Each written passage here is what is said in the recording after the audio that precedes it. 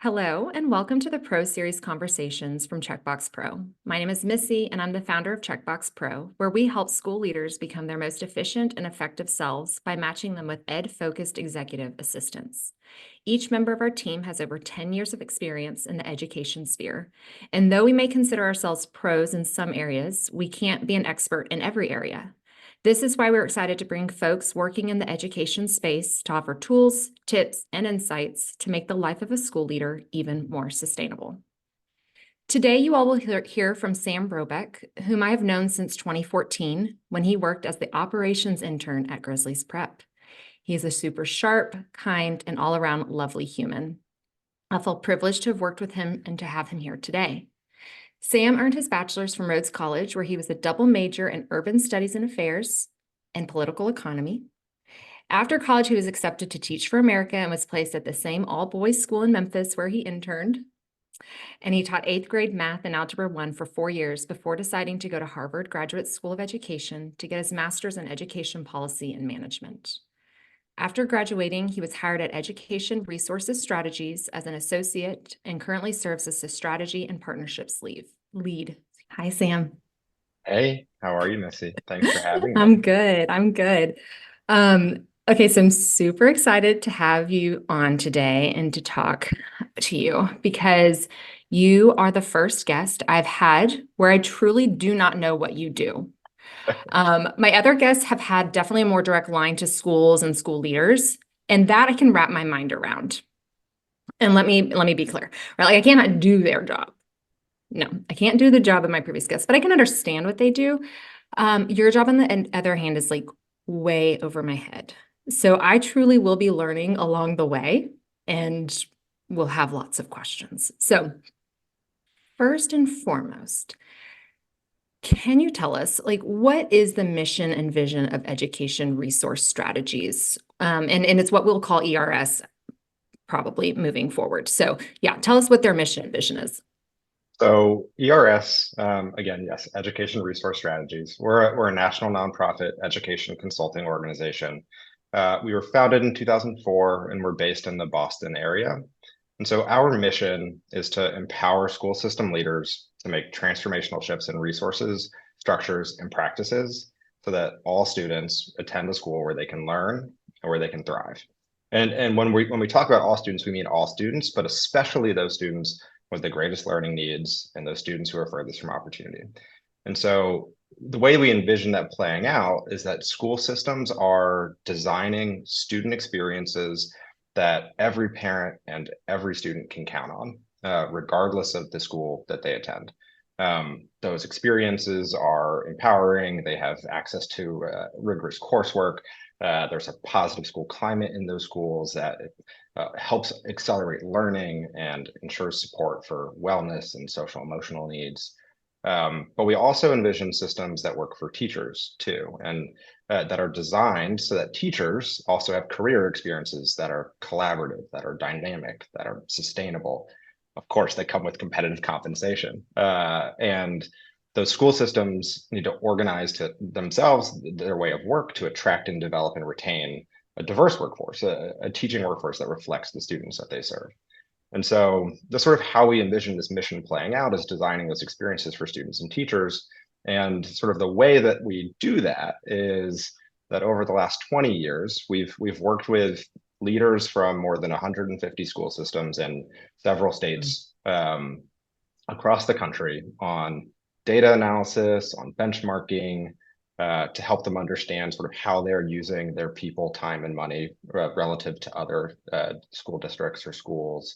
We support in strategy design, sort of resource trade-offs and consensus building. We also help with the implementation planning and progress monitoring. So there's a lot that we cover, but sort of across all of that work, we're really trying to focus on the larger picture. And so by that, I mean how the full combination of resources, not just money, but people, how people use their time, how students use their time and money, how they work together to create systems of schools that empower students and teachers. So just like a little job you have there. You all just have like a little mission and vision. We really are trying to work alongside partners in the field with grappling with these big challenges of how to make school a different and better place for kids who have the greatest needs, and for the amazing teachers that are working with them every day. Yeah, yeah. Um, sort of a two-part question. So this idea of like, okay, now I want to learn a little bit more about your role specifically, but maybe back us up a little bit and talk us through, like, how did you get here? Like, how did you, like, I mean, because this Yeah. is a very specific and a really great mission and vision, but coming from teacher and you did some leadership in some of the schools, like, just, yeah. So maybe how those two play out, where you're coming from, and then kind of what you're doing now and how those two interact. Yeah. So while I was teaching, and then through my time at Harvard, I became very interested in school district finance and resource use, specifically how school districts create structures that drive equity or inequity. I think a lot about the student experience that I had growing up and how in Nashville, Tennessee, and how different that was than students that were in the community where I went to college and then ultimately at the school that I taught. And there's like real systemic reasons for why those differences exist. And so for me, evaluating those structures kept bringing me back to how districts are giving the right combination of money, but also teachers, people, school experiences, course access to meet their learning needs. And so like that question I kept finding really interesting. Like, how do you actually solve the bigger problem that sits across schools, that sits across districts? And so ERS is this organization that actually is positioned in the center of that question, where we're not just focusing on money, but also the use of time and people in ways that I found to just be fascinating and drew me to our organization. And that was a big part of it, is trying to grapple with the questions that sort of that systems level that were fascinating me when I was teaching, but that I didn't think I had access to within the four walls of my classroom. Yeah, yeah. I'm happy to talk now about my role as well, Yes, which I is would quite love. different than teaching in many ways. When I joined ERS, I was an associate, as you mentioned, and served on our consulting side of the organization, and so I was executing our support for districts and states. And now, in my role as strategy and partnerships lead, I work with our district, state, and other organization partners to understand their vision and their strategic priorities. So what are they hoping to accomplish for their kids, for their teachers, for their schools, for their community? What are those priorities? What are the challenges that they're facing as they're trying to actually make those priorities come to life? And then sort of define what support would be most beneficial to them in that moment to help them in their path towards successful implementation of their priorities. And like we see ourselves as an organization as partners in the work. And so we really try to lead from a service orientation. And so much of my work in the work of our partnerships team really begins with listening, I was trying to about to understand say, those yeah. felt needs.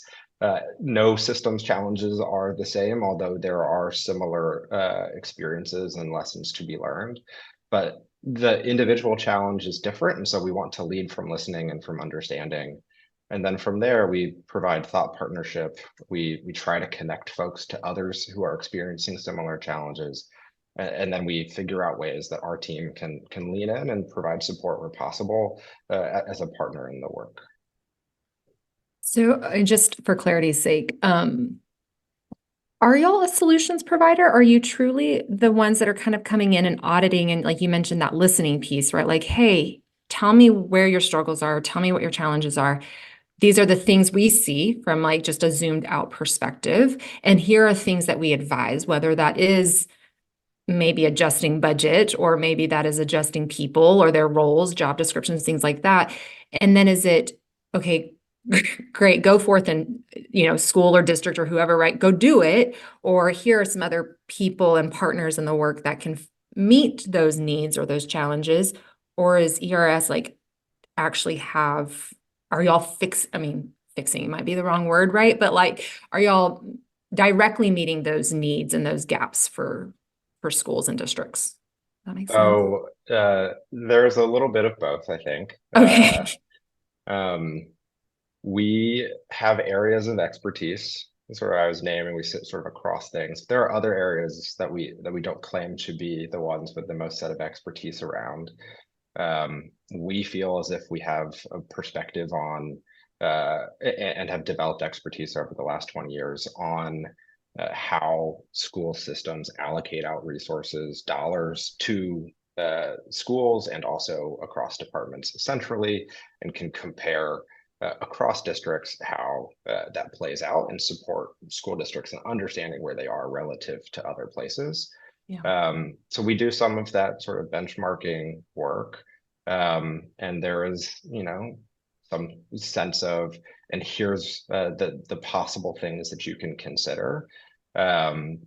We also get really tactical as well. So we do direct school support, and in that direct school support, a lot of it looks like actually designing new school schedules, Oh, so wow. that you can free up time for teachers to collaborate, or you can free up time within your day to have students have access to opportunities for off-campus learning or expanded breadth of course offerings. So we get tactical as well. We sort of sit there at both the higher level and on the ground, but we I think are very insistent that we are partners in this work. And so a lot of the districts that we work for, we engage in year after year after year work. So we are there along with them through the journey. Yeah. And that feels like a very meaningful and important part of our service orientation that we have as a nonprofit organization. I know it's great to hear like the year over year because I think we want a quick fix, right? Like we want that silver bullet that's just like, and this will fix everything right now.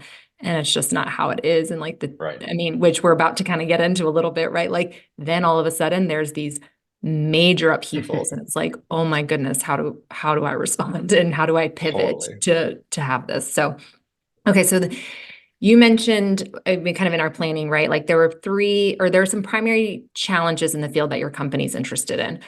One was understanding how to sustain core investments coming out of ESSER as the financial landscape changes. Two, how to reimagine the teaching job to design a more sustainable teaching experience. And three, redesigning high schools to improve the student experience. When you outlined these for me in preparation for this call, I wish we had 3 hours together so that we could discuss all of them in detail. But since I'm trying to keep these to like a tight 45, I had to just pick one.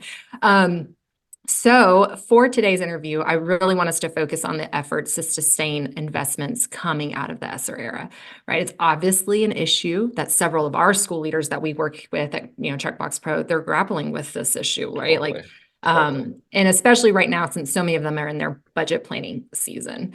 So I would love to just learn a little bit more about maybe the background of ESSER, how these funds were being used and what the future looks like for districts and states. So with that in mind, like, why? Like, again, Yeah. you are the pro here. Like, why were states and districts giving ESSER funds initially? And how were schools, districts, states, like, how were they using those funds predominantly?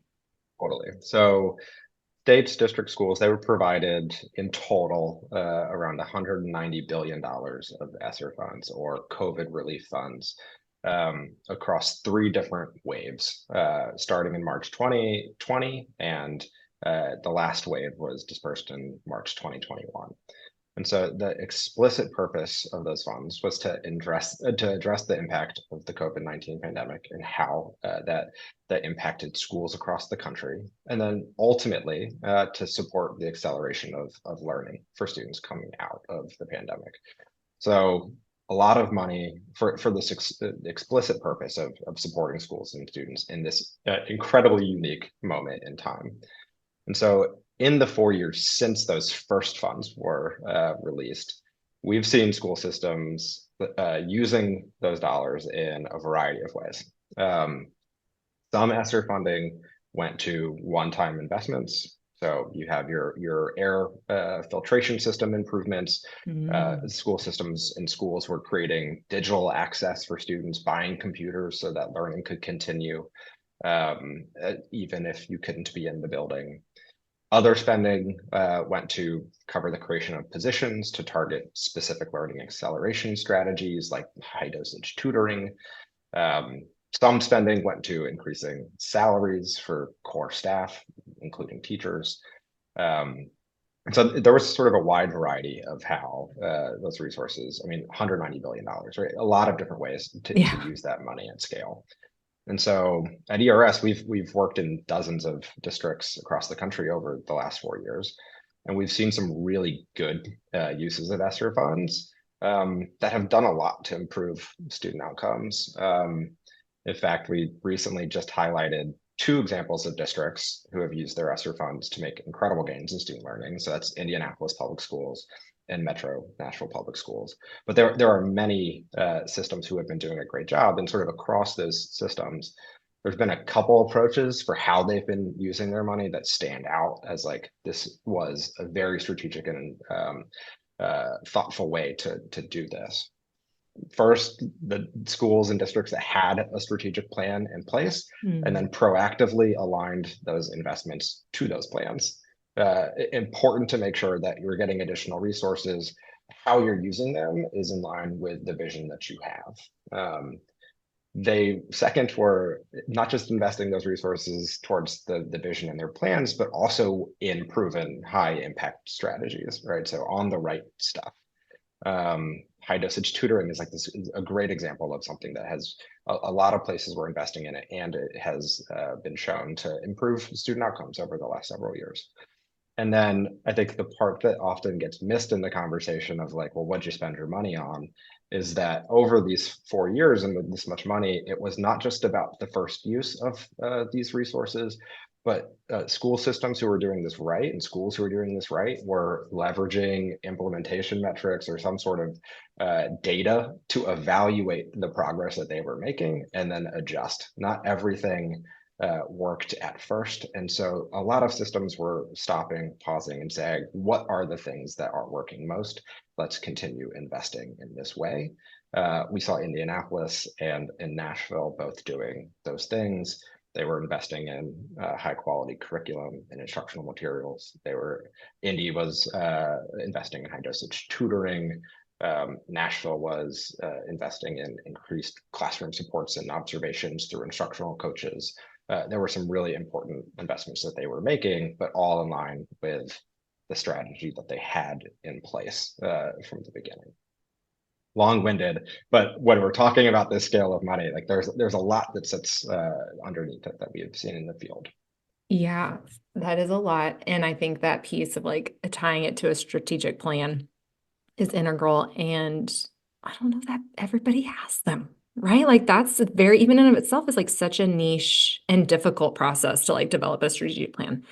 And one that is inclusive of, the community's perspectives, right? Like it is hard to get to that place, but even harder to take that vision and the direction you want to go and turn that into action. That's the hardest part about it. Okay, so you're going to talk to Missy for a second. Like, I don't know who our listeners are and like where they are in the stages. So I'm going to I work on a very micro level, right? Like, I think I work directly with school leaders who are developing budgets.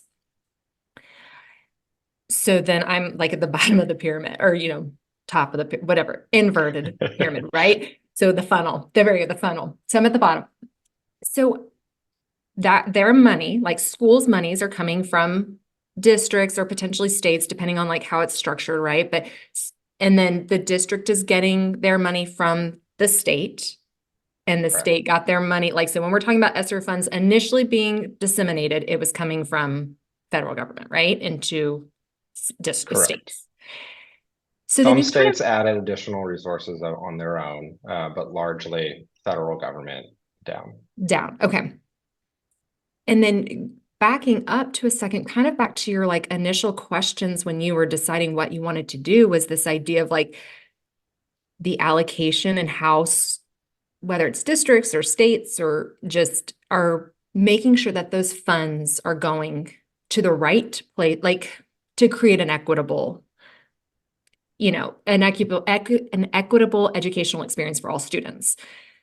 Did all schools or did all districts get the same allocated funds? Like how did the dissemination process look? And is that also potentially maybe an issue? There, you're getting to sort of a great question for this moment.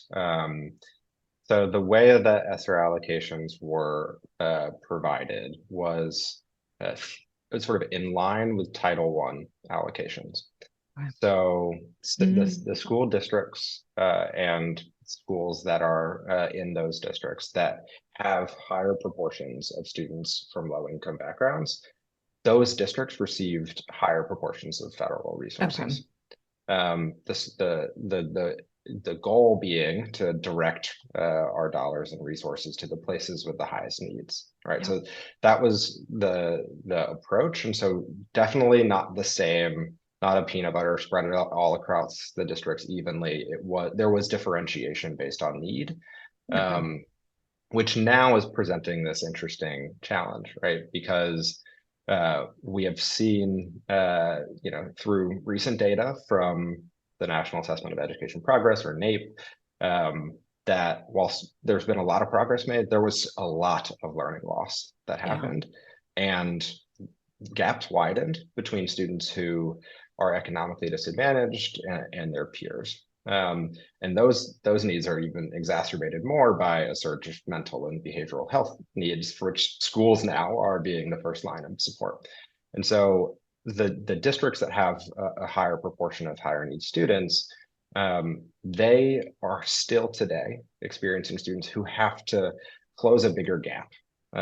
And those districts are also the ones who received additional resources and are now facing a larger decline in their revenue picture as we head into this next wave, which we've seen anywhere from between 5% and 25% of their total budget. So it can be a very substantial challenge as districts are really grappling with how do we continue to serve our highest need students as best as we possibly can.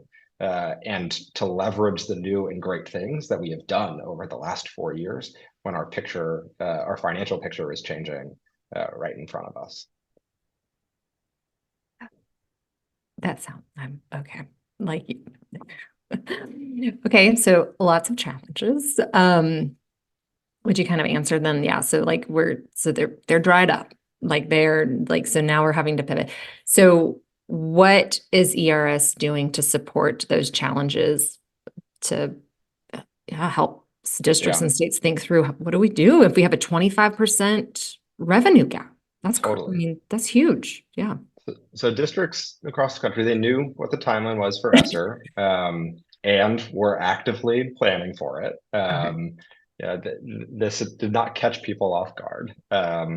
But even still, there are definitely a lot of considerations that district leaders and school leaders and state leaders have to be thinking through right now as we're approaching this other side of ESSER. And so some of those questions they're grappling with is like, how are we going to keep doing the great stuff we've done over the last few years?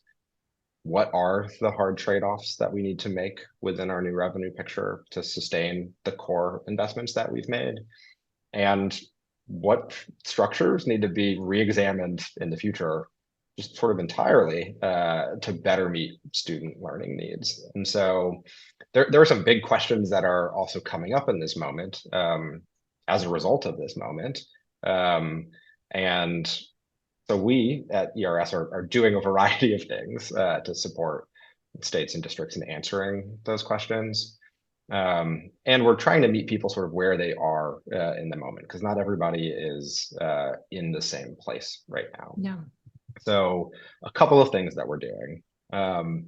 we're convening networks of districts within states to design sustainability planning processes in the short and long term, sort of map out milestones as they are in this moment, and sort of plan against those milestones.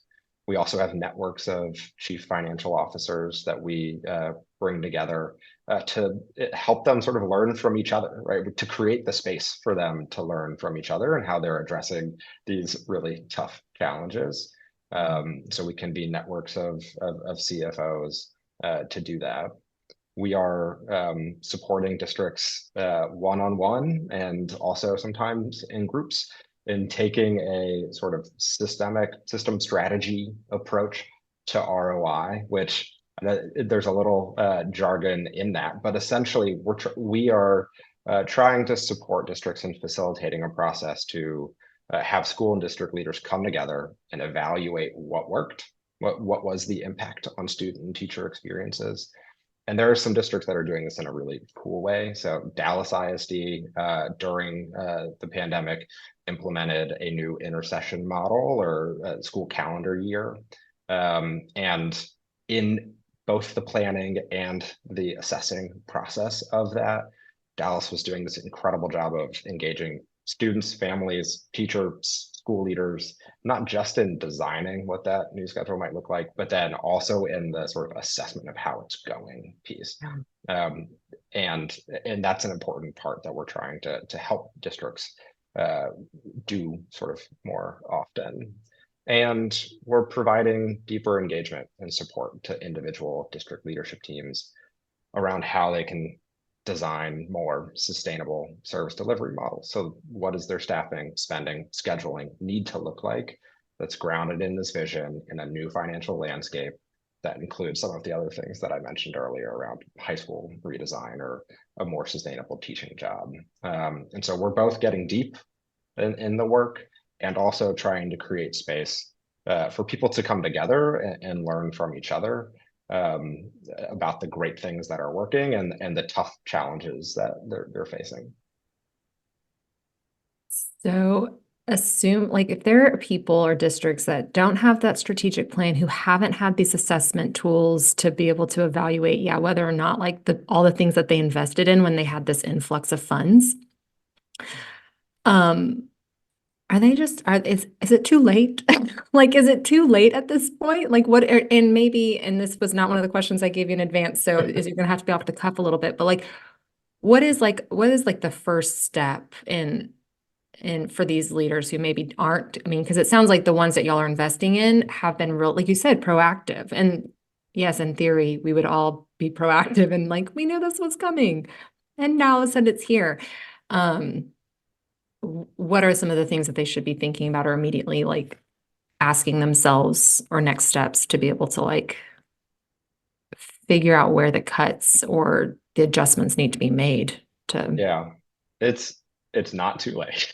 It is. Okay, good. It's not the most dire situation. There are plenty of things that schools and districts can be tackling right now to set themselves up for short term and for long term. I'll name a couple of things. It doesn't all sit at the district level, right? Districts could get support as well, and so. I'll start first at the state level. State leaders can, they actually have a role to play in this, where they can examine the data that they're collecting that's sort of at their disposal, or they could work to collect more to help them build a more nuanced understanding of the nature or the variation of the challenges that exist within their states. And that understanding can help folks at the state level inform how they're offering support to districts, including technical assistance to districts who are facing more complex sustainability challenges. State leaders can also consider future action to revisit funding levels for districts and for schools, and specifically those who have a higher needs population to be serving. They can identify opportunities to sort of smooth the fiscal sustainability challenges over the next couple of years. using remaining ESSER dollars to sort of carry forward fund balance so that you can have not as much of an issue in year one, but spread spread the challenge out over years to come. They can support in sort of blending and braiding available funding sources so that it isn't funding sources don't feel siloed to districts where it becomes harder for them to use their full picture. So there's a role for states to play. For district leaders, I mean, it's hard work. But the work I think is similar, in the places we're supporting and the places we're not, that it's important right now to think about what is the stuff that we care most about, the things that we are seeing work in our context, in our community, in our schools. Having cross-functional conversations to figure out what those things are, and then having the tough trade-off conversations to protect the investments that are working and are highest impact, both in the short term and moving forward. At ERS, we talk about taking a do now, build towards approach to this work, where there are smaller actions that you can do right now, making those thoughtful resource decisions for next year to keep your most important investment from the past couple of years. But those smaller actions that are setting the stage for longer term design of the system you want to have that addresses persistent needs and the underlying cost structures that are in place that make this work hard. And so biting off a little piece of the apple at first goes a long way if you're keeping your eye down the road towards that vision that you want to put in place. Yeah, that makes sense. Okay, outside of ESSER funds running out, are there other financial changes that districts and states are looking to face in the near future?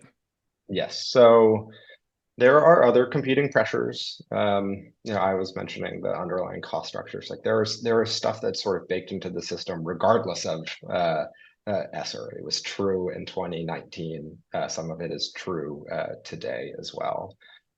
There's a couple challenges that people have been experiencing a fair amount of right now. Enrollment decline is one. Staff vacancies is another. Increasing teacher and staff compensation, both through needed salary increases, but also accounting for the continued rise of benefits costs and some of these other structural issues. So those are at play here. And the staff vacancies and teacher compensation one is really interesting because a lot of district leaders and school leaders in particular, I think, feel this challenge, are experiencing shortages that limit students' access to the teaching that they deserve, that great teaching that they deserve. Teachers are stretched thinner because of the vacancies that exist within their schools. And so as a result, a lot of districts are thinking, let's raise compensation to improve retention, to attract more people into the profession. But compensation for employees is 80% of a school district's budget. And so it's no small task to raise that in a time of declining revenue. And so as we've seen in our work, across the board increases don't necessarily meaningfully impact teacher retention. But there are a lot of ways that systems can think about using compensation and other ways of redesigning the teaching job to attract more folks to the profession and to retain them over time. From a compensation standpoint, that includes rapidly increasing pay in teachers' first couple of years to reduce attrition for those high potential teachers, paying teachers significantly more for teaching in higher need schools or in critical subject areas, creating leadership pathways that link large pay increases to responsibility to keep people in the classroom that are high impact teachers, but want to have another way to extend their impact outside of their four walls. How do you create those pathways for them? So there are ways that that districts can be thinking about changing compensation, but really targeting it to some of these issues like vacancies that they're seeing. That's one piece. That's interesting. No, and you echoed, I had a previous guest, Callie Harrell, and she works at Memphis Teacher Residency, and she was talking about that too, of just like, how do you leverage the talent you already have in your building to, and hers is more along the lines of, right, like coaching teachers up and getting them ready to be Totally. effective in the classroom, right? She goes, but if you've got a mentor teacher, you already have this high performing teacher in the building, like leverage them for coaching another teacher, a newer teacher, or having them lead professional development, or having them, take on department chair roles or team lead roles, like, right, like that kind of thing. She was like, compensate them for it, right? Like Totally. compensate them. She goes, Yes. but also you're going to, she's like, you have the talent there. It's also way more cost effective to leverage the people who are already in your building than spending a ton of time and money going out and finding new talent year over year over year. Yeah. So I think I appreciate when I'm hearing like things echoed. It's like, oh yeah, like this is we're just going to have to get creative. Like we're going to have to creative Totally. when one of your resources diminishes. Like you just have to figure out, how do I leverage these other resources I have to still maintain like the level of student and teacher experiences like you mentioned. Yeah. And creating those differentiated roles within a building and having teams of teachers working together across those differentiated roles goes a long way for sustainability. Yeah. And it is an important move to grow the teachers that are entering into your school, to expand the pipeline of people who come into your school, to bring in people from different types of backgrounds and educational experiences to become teachers to begin with. Those residency programs are a great example of that work. Yeah. But then also having that team-based approach, having those differentiated roles allows for some teachers to stretch in different ways that isn't just additive for them, Yeah. and that can be a rewarding experience that supports long-term sustainability of the job for those teachers who we love and who are great and we want to keep. 100%. Yeah. Yeah.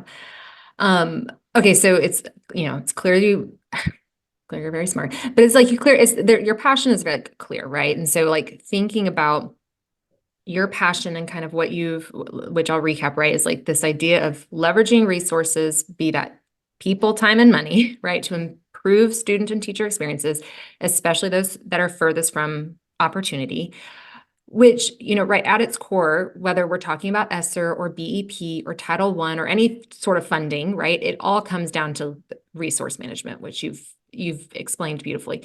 So everybody, schools, districts, even individuals, need to figure out how to use their resources wisely to achieve their goals. So that's the big question, right? Is like, how do I make the most of what I have, right, to fulfill my organization's mission? Um, and you've dealt with this, right, on every level, from the classrooms to now you're seeing it in districts, right? This is what, like, this resonates for me, but obviously on a much smaller scale, which is part of why, like, Checkbox Pro even came to be. It was like, I saw really great leaders, right, and people and companies and organizations, right? And I just felt like we need to maximize their impact. Um, and the only way we can do that from my perspective and my skill set, right, is like giving leaders back their most valuable resource, which in a lot of ways is their time, right? And just like helping Totally. them, like, how can I free up capacity for you to do the things that you do well? Which goes back to a little bit about even, how job descriptions are structured, right? It's like figure out who you have in the building, what are their top like contributive like talents, and leverage and feed into those. So I guess just tell me, which I mean, we talked a little bit about it, but maybe specifically your passion, your background, but like tell me more about how your passion for like resource management, which I feel like you've done this really well, but maybe recap for us because we're kind of wrapping up. Well, Like you just like did a good job. so Just like, I feel like I've talked a little bit about the what of the work, right? yes, I feel fortunate to work in a place like ERS and alongside so many leaders who are really sort of making those tangible shifts and are thinking differently about how to design their own schools to leverage their people, time, and money as best as they can. But there's sort of a why part of the passion that I feel love is it. important. Yes. Um, my personal public school experience led me to an academic magnet school that had a wide breadth of course offerings for me to explore. Many of those course offerings connected directly to college and career credit accumulation or preparation. Our school was full of great teachers They experienced opportunities to work together. They also stayed there for years and years and years. And I left that school prepared for success in college and beyond that. Yeah. There was stability where I went to school. There was opportunity where I went to school. But it feels really important for me to name that there was also some exclusivity and inequity baked into that system, right? The school required students to test in and maintain certain levels of academic performance to remain in the building. And so it wasn't a school for all students, right? And so while it was incredibly important for me, there are many students then and still now that experience school on a very different side of the spectrum than that. Yeah. They have limited access to those course taking opportunities, limited access to explore their passions and their learning. Their teachers are stretched so thin. They have unsustainable workloads. They have this feeling of being burnt out. They don't receive the support around their mental and physical health challenges that they face on a regular basis. And often the experience that I named for myself and the experience that I named that sits on the other side of it exists within the same system, within the same district. Like that, Yeah. that can happen. And so recognizing that challenge, working with students who experience a school on the opposite side of the spectrum to how I experience it, that's what motivated me to get into this work. But it's now the work of so many of the teachers, the school leaders, the district leaders, advocates, that keep me motivated to stay in the work because they're seeing the possibilities to design Yeah. systems that work not just for some students, but for all students, for those students who are furthest from opportunity, from the opportunity that I had. And many folks that we work with and across the field, even that we aren't fortunate enough to partner with yet, are leading in making those possibilities a reality. They're not just thinking about the how much of resource use, they're thinking about the how well, how they're allocating their staff, how they're allocating their staff's time, their own time, their funding, outside supports in their community. They're doing that to design some incredible experiences.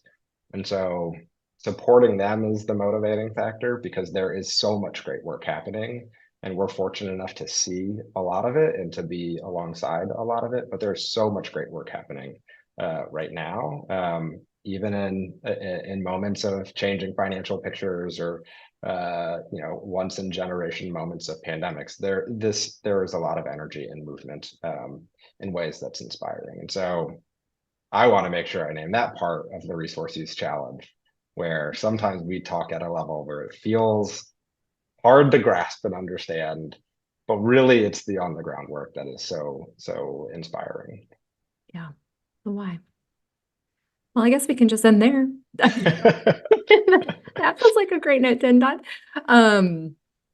No, and I no, in full transparency, like because I know you personally, which I get the privilege of, like I absolutely see that. I saw it with you in the classroom. I saw it with you in your leadership roles. I'm seeing it still in like the work that you're doing and just like in our talk today, I'm like, oh yeah, like again, I go back to I'm like, you're just a lovely human and I appreciate it. And you're just As doing are great you. work.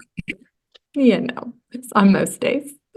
Um, okay, but I have one final question for you as we wrap up. And in the spirit of my company's name, what is one box, big or small, that you hope to check off today? Oh my goodness. So speaking of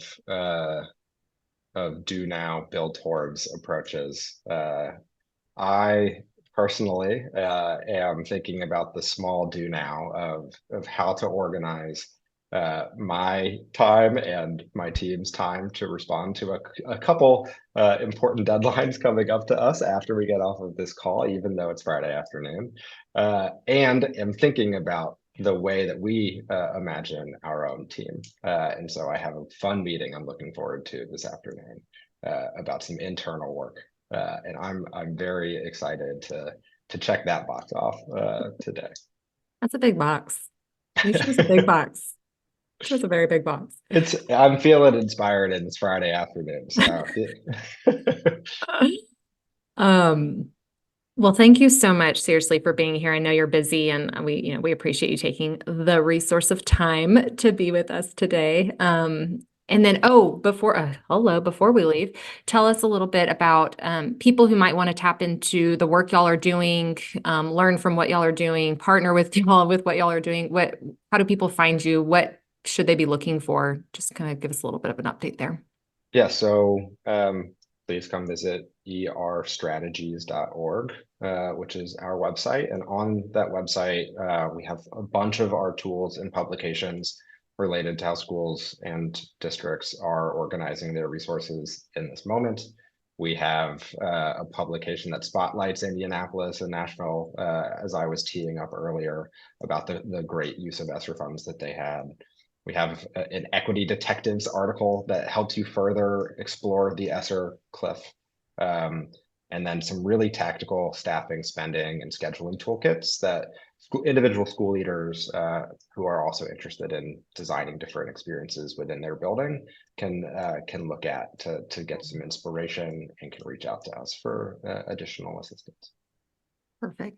Well, Sam is going to give us links to some of those, and I will make sure to include those in the episode notes for easy access for listeners. But again, thank you so much. Appreciate Thank you, you. Missy. Hope your meeting goes well, and we look forward to catching up again at a different time. Sounds great. Thanks.